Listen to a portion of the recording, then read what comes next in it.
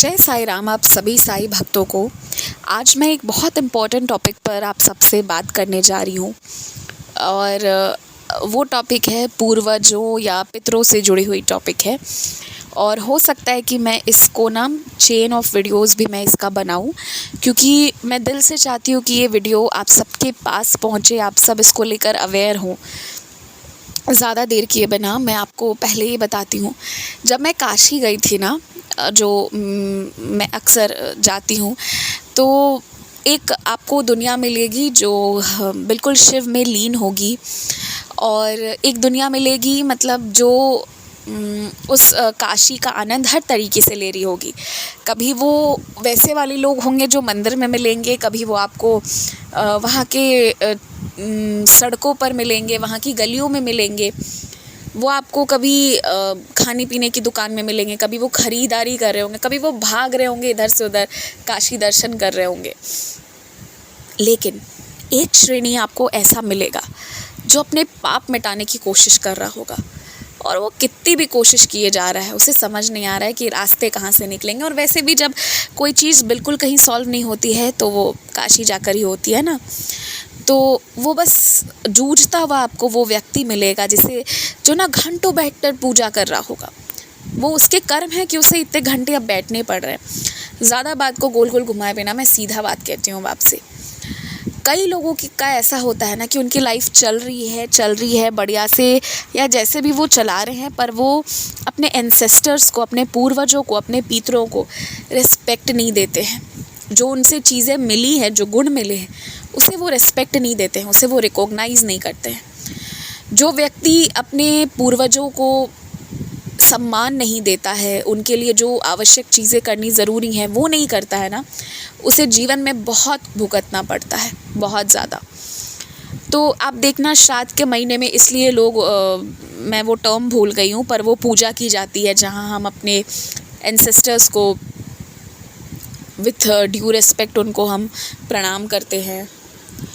वो तर्पण वगैरह किया जाता है और बहुत चीज़ें होती हैं जो श्राद्ध के महीने पितृपक्ष में किए जाते हैं। तो और वैसे भी आप पूरे साल ना, जब आप पूजा करने बैठते हो तो आप पहले अपने पितरों को नमन करें, अपने पूर्वजों को नमन करें। उसके बाद अपने कुल देवी देवता को प्रणाम करें, अपने स्थान देवी देवता जो भी हैं, स्थान देवता, उनको प्रणाम करें। उसके बाद अपने गुरु और अपने इष्ट देव को प्रणाम करें, और फिर आप आगे बढ़े। गुरु को का तो स्मरण खैर इंसान ऐसे भी लगातार करते रहता है, बट ये एक तरीका होता है। आप इतना कुछ नहीं भी कर सकते हैं, फिर भी आपको एक चीज़ रिकॉग्नाइज़ करना चाहिए कि आपके अंदर जो अच्छाइयाँ हैं, जो प्रवृत्ति होती है ना, वो फैमिली टू फैमिली चली आती है। तो ये सारी चीज़ें हो रही थी। ये सारी चीज़ें जब मैंने नोटिस की ना कि वहाँ लोग बैठकर अलग अलग तरह की पूजा हो रही थी, तो मैंने पंडित जी को पूछा कि कहीं पर 2 ही ब्राह्मण हैं, कहीं पर 5 ब्राह्मण हैं, कहीं पर 7 ब्राह्मण हैं, ये क्या चक्कर है? जब जगह एक है, सबका इंटेंशन भी वही है कि हमें हमारे पूर्वजों को नमन करना है, उनको पीस दिलाना है, उनको उनके सही स्थान पर वो पहुँचे, इसकी कामना करनी है, तो फिर ऐसा क्यों हो रहा है? तब मुझे उन्होंने बताया कि ये सब अलग अलग कैटेगरी के लोग हैं, सबके साथ अलग अलग सिचुएशन है। फॉर एग्ज़ाम्पल, कोई किसी एक व्यक्ति के आत्मा की शांति के लिए आया है, कोई इसलिए आया है क्योंकि उसके पास वो सोल अप्रोच की है कि तुम मेरी शांति कराओ, और कोई इसलिए आया है कि वो बस एक ड्यू रिस्पेक्ट देना चाहता है, इसलिए आया है। कोई इसलिए आया क्योंकि उसे बोला गया है कि तुम जब तक ये नहीं करोगे तुम्हारे जीवन से कष्ट दूर नहीं होगा, वगैरह वगैरह। ये सारी चीज़ों को देखकर, और इसमें अधिकांश परेशान लोगों को ढेर सारे ब्राह्मणों के बीच बैठकर पूजा करते देखकर मुझे लगा कि इन्होंने कितने सालों के पाप अर्जित किए हैं, जो अब एक बार इन्हें सब कुछ छोड़कर, जो इंडियंस जो फॉरेन में रहते हैं ना, वो उन सबको आकर जो ये सब करना पड़ रहा है। क्या सिंपल अगर आप अपने घर पर बैठकर भी उनको दिल से एक बार नमस्कार करोगे और रिकॉग्नाइज़ करोगे कि कितने ज़्यादा उनके उपकार हैं हमारे ऊपर, कि आज हम सब इस स्थिति में हैं, हमारे अंदर इतने सारे शुभ गुण आए।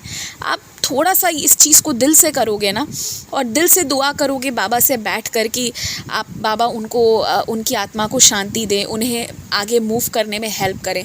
आप इतना भी करोगे ना, तो वो प्रसन्न रहेंगे, बहुत खुश हो जाएंगे, उन्हें ज़्यादा कुछ नहीं चाहिए, पर उन्हें आपसे एक इज़्ज़त चाहिए, उन्हें एक रिकॉग्निशन चाहिए, जो लोग अक्सर भूल जाते हैं। और फिर उनका हश्र वही होता है जब जीवन में बहुत परेशानी होती है, चक्कर काटने पड़ते हैं ना, तब समझ आता है। और वो मैंने काशी में देखा है, और इसी बार नहीं देखा है, बहुत बार देखा है। इसलिए मैं कहती हूँ कि यार काशी जाओ तो 2 दिन के लिए हड़बड़ा कर मत जाओ, स्थिर से जाओ, उस शहर को महसूस करके आओ, तो वो आपको ना बहुत कुछ सिखाएगा, बहुत कुछ सीखने को मिलेगा। इस बार मुझे ये चीज़ सीखने को मिली, या हर बार मिलती है, पर मैं इसको एड्रेस नहीं करती हूँ, इस बार मैं कर रही हूँ।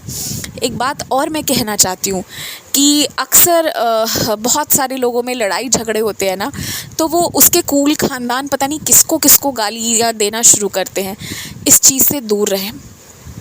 अगर आपको कल तक आपके घर का कोई पसंद नहीं था, लेकिन अगर आज को उसकी मौत हो चुकी है ना, वो एक आत्मा है, उसके लिए अब अपशब्द का प्रयोग ना करें। ऐसा हमेशा आपने सुना होगा कि मरे हुए लोगों के लिए ना बोले, है ना।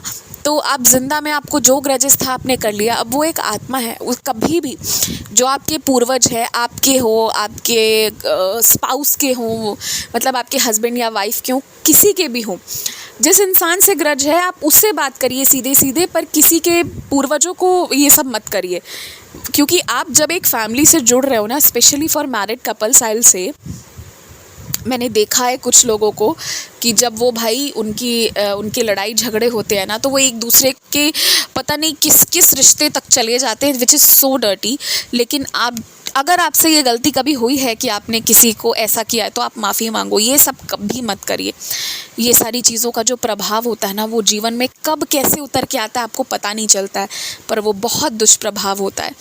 तो कभी किसी के पूर्वजों तक जाने की ज़रूरत नहीं। और अगर कोई जा रहा है तो वो बहुत बड़ी गलती कर रहा है, आप छोड़िए उसे, वही सज़ा दिलाएंगे।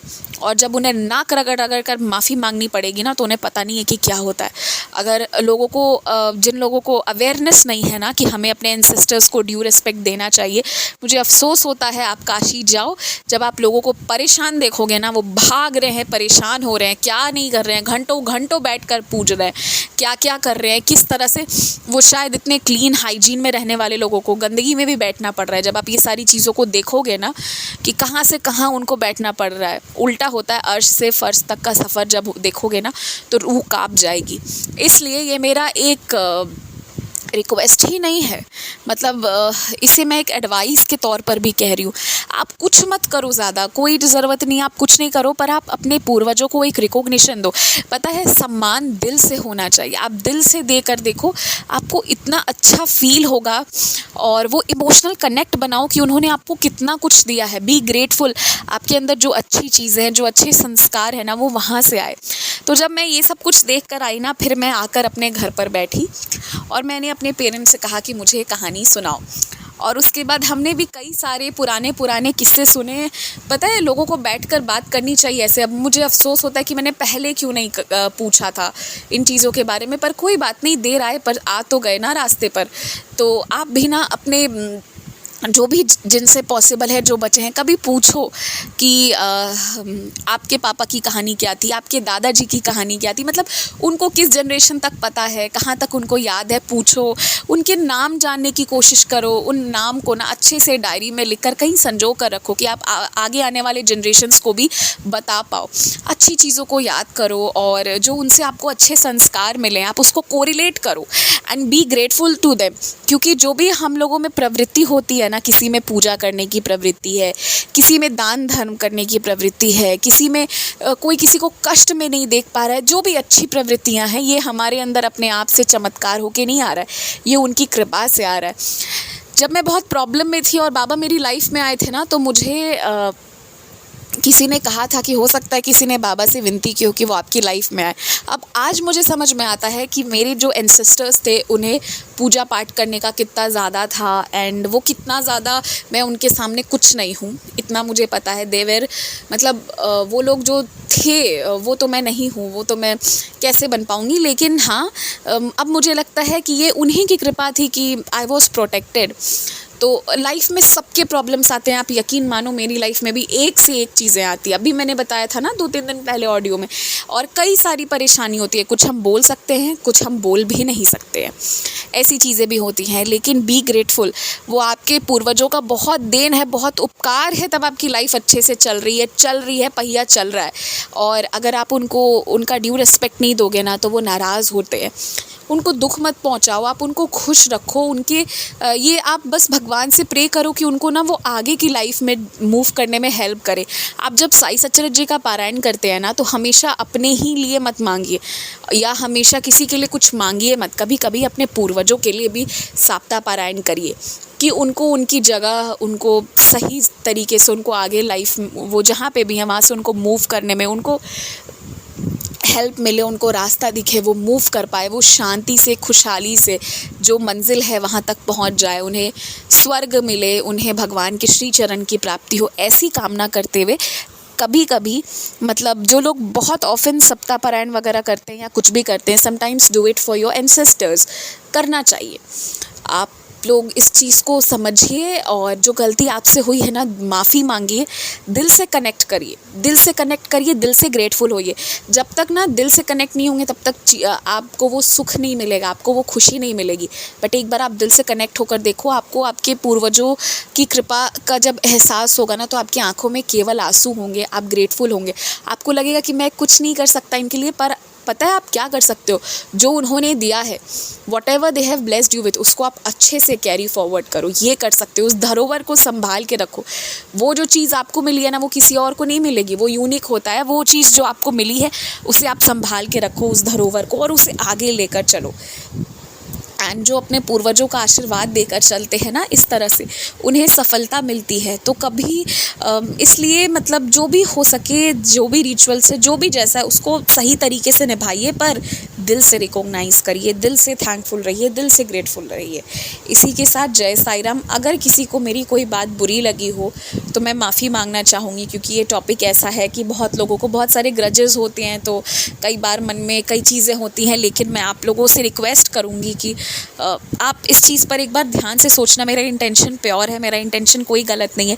क्योंकि कई लोगों का ऐसा आता है कि अब तो वो मर गई, लेकिन फिर भी लोगों के मन में ग्रजेस होते हैं, और वो क्या क्या शब्दों का प्रयोग कभी कभी मेरे सामने भी करते हैं, मैसेजेस में भी करते हैं। मैं समझती हूँ कि कई बार लोगों के प्रति हमारे लिए फ्रस्ट्रेशन होता है, पर आप एक चीज़ देखना, जो व्यक्ति जीवित में आपको तड़पाया होगा, तंग किया होगा ना, जब उसकी डेथ होगी ना, तो आपके लाइफ में ना वो कुछ पॉजिटिव दे के जाएगा। बिकॉज अब वो सोल है, he is no more your relative. वो अब सोल है, और उस सोल को पता है कि इसके साथ अन्याय हुआ, इसको न्याय कराना है। तो ये चीज़ भी होती है, आप नोटिस करना। ऐसा मेरे साथ तो बहुत बार हुआ है, बहुत बार। तो इसलिए बस मैं यही कहूँगी कि जो अब नहीं है, उनको कभी अब शब्द मत बोलिए। जो एकदम बहुत रीसेंट गए हुए लोग होंगे ना, जो जिनके साथ आप रहे होगे, जिन्होंने आपको तंग किया होगा, हो सकता है आप उनको उतना रिस्पेक्ट ना दे पाओ, पर डिसरिस्पेक्ट मत करो, किसी को भी नहीं करो। जो आज हम स्पेशली अपने एंसेस्टर्स की बात कर रहे हैं, बिल्कुल मत करो, ठीक है।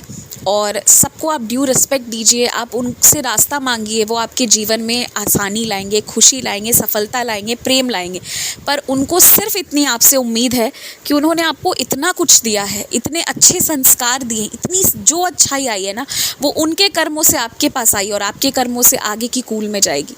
तो जो इतना कुछ उन्होंने दिया है, तो बस एक रिस्पेक्ट है, एक बेसिक रिस्पेक्ट है जो वो खोजते हैं, जो आपको देना चाहिए। भगवान ने भी इंसान को क्यों बनाया था? ताकि उनको कोई अप्रिशिएट करे। तो इसी तरह से आपके पूर्वज बस एक रिस्पेक्ट चाहते हैं आपसे, एक रिकॉग्निशन चाहते हैं। वो ये चाहते हैं कि वो हैं, आप ये भूले नहीं कि उनका अस्तित्व को आप धुंधला ना दे, मतलब वो गुम ना हो जाए। इस चीज़ की जिम्मेदारी है आपकी, और आगे के कूल में भी ये पास हो, ये भी आपकी जिम्मेदारी है। So just be aware about it, be careful about it. और बस इतना ही कहना था मुझे। जय साईं राम।